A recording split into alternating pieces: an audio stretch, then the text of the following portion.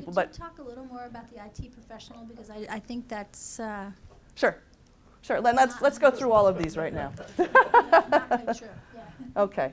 As I said, determining whether or not somebody is entitled to overtime or is not entitled to overtime depends on the duties that they perform, not the title, not the amount of education, not how long they've been with the company. You can't take an administrative assistant who's been with you for 10 years and say, you're so great, I'm going to change you from an hourly to a salaried employee based on your tenure.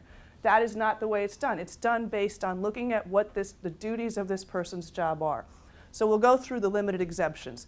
An executive is not necessarily a CEO, COO, et cetera. An executive is somebody who manages a department or a subdivision or a part of your company and has 2 or more full-time direct reports or the part-time equivalent thereof. This is an area where Starbucks got really hit many, many years ago. Starbucks had, is there anybody here who's never been to a Starbucks? Just out of curiosity, just so I can put it all in your mind as to what happened here. Here in the room. Okay, so think about Starbucks. Starbucks, you walk in and it's an experience, and you go to the cashier and you order your latte, and the cashier rings up your latte, and latte, grande latte, passes the direction down the aisle, and then the person who's at the barista bar punches some buttons and hands you a latte. None of those people has any discretion in how they do their jobs, right? They can charge you only what the company allows them to charge in terms of making that sale, and then they can't change how a latte is made. You press the right buttons, you put the milk in, et cetera. Both of those positions are very rote. But Starbucks was calling one of those 2 people an assistant manager. But by the way, with only 2 or 3 people in the store, they didn't have 2 or more full-time direct reports. So all of the assistant managers of Starbucks across the country got together and brought a class action against Starbucks saying, we do not meet that exemption. We are not managing 2 or more full-time people. We are not engaging in duties that are managerial in nature. We are engaging in duties that are rote and non-discretionary. Therefore, Starbucks, you owe us overtime for the hours that we're working. And it cost Starbucks about $18 million to get through that lawsuit. And I could give you lists of companies across the country, very well-known companies. I mean, Walmart has been hit over and over and over again for overtime and wrongful pay violations. But even companies like JCPenney and Radio Shack and in 2006, all of the brokerage firms. Give me the list of the brokerage firms. I forget. Yeah, J.P. Morgan, Merrill, all of them went down like dominoes. And they had to change the pay scale or the commission plans for all of the stockbrokers because they were doing inside sales. So there's so many mistakes in the area of wage and hour. That's executive. Administrative is not an administrative assistant. An administrative person who is engaged in supporting the business, maybe doing human resources, maybe doing treasury, maybe doing finance, maybe doing some kind of purchasing or procurement for you, maybe doing some marketing for you, and has the ability to exercise discretion in matters of significance with respect to your business. Okay, so just saying that this person has discretion to decide what they're going to order me for lunch today, or what kind of pictures we're going to put on the wall, or what car company to use to arrange me, to move me from one place to another, may not be of significance. So the person who is an administrative exempt person has to be somebody that is supporting the business. In other words, they're not in the business, they're not making the sales, they're not producing the widgets that you make. They are supporting the business, and they have a lot of discretion and authority in the decisions that they make for the business. The learned or creative professional. Learned means that you have an advanced degree. And I'll use myself as an example. When I joined my company, I was the in-house employment attorney using my JD in the course of my job. I did not have any direct reports, so I didn't meet the executive exemption. I could have met the administrative because I was doing the support of the business, but I also met the learned professional exemption, and so that's why I was not entitled to overtime in my role.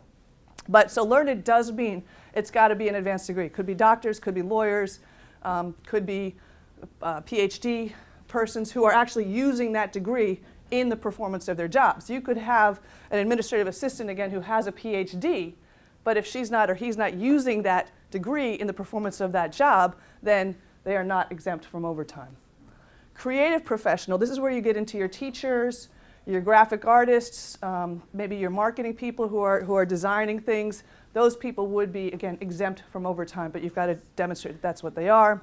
We've spoken about the outside sales exemption, and then to Kathy's question about IT professionals, it's a little bit kooky because even though you don't have to pay them a salary, you can pay your IT professionals on an hourly basis.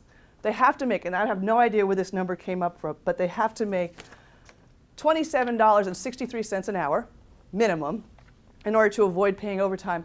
But also, they have to be engaged in systems analysis or design of the systems. Okay, so people who are actually meeting with clients and then developing, coding, creating that way would be exempt. The people who are your help desk technicians, for example, who are troubleshooters or solving problems, those people would not be exempt, and they would be entitled to overtime. Question from Ron up here. Kirsten, does it matter if employees are not instructed to work overtime? If they just choose to do so on their own? I think you just got to my next slide. You're pretty good. I didn't even pay him to do that. That's right. Okay, misconceptions 5 and 6. That's as if you were here already. You can dock an employee if she works overtime without your permission or breaks your furniture, ruins a uniform, or steals from you. Okay, no, you cannot. It does not matter if, here's how you handle that kind of situation. You worked overtime without my permission, here's your paycheck, here's your warning. Okay? You can discipline somebody who does something without your permission. And of course, I'm presuming that you already made it very clear that you should not ever work overtime without my permission and my authority. So that's one of your house rules or your work rules. And then this particular person worked overtime and submitted the overtime, and you want to pay that, you have to pay that work performed. Pay for that work performed. Okay? But you can also then discipline that person, saying, don't let it happen again, I'm putting you on warning, but here's your pay. Here's your pay. And then what happens if they do it again? Then you advance in whatever your disciplinary process is. But you can never dock their pay. Okay?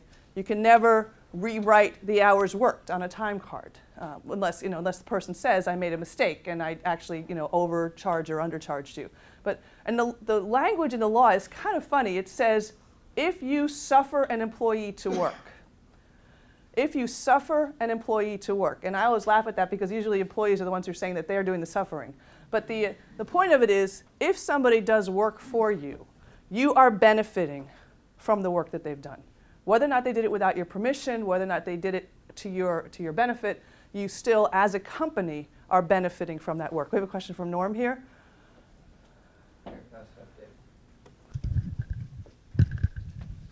Getting back to question 4, you mentioned about the IT professional, that the minimum a IT professional has to be paid if they're like on a help desk job is $27. No, that's not what it's not. That it's if you want to not, if somebody is properly classified as an exempt from overtime, there are 2 things you have to do for an IT professional. One is that's the minimum wage they have to make on an hourly basis, and second is they have to have the duties that allow that exemption to occur, and the duties are the analysis, the design. If they don't have that duty, then they are not exempt from overtime, and you can pay them just the regular minimum wage, and you have to continue paying them in accordance with the works that they perform, or whatever your hourly rate is. Sorry if that was unclear. Question back here from Ron. You can't dock an employee for stealing. Can you fire an employee for stealing? Yes, you can. Okay, thank you. Yes.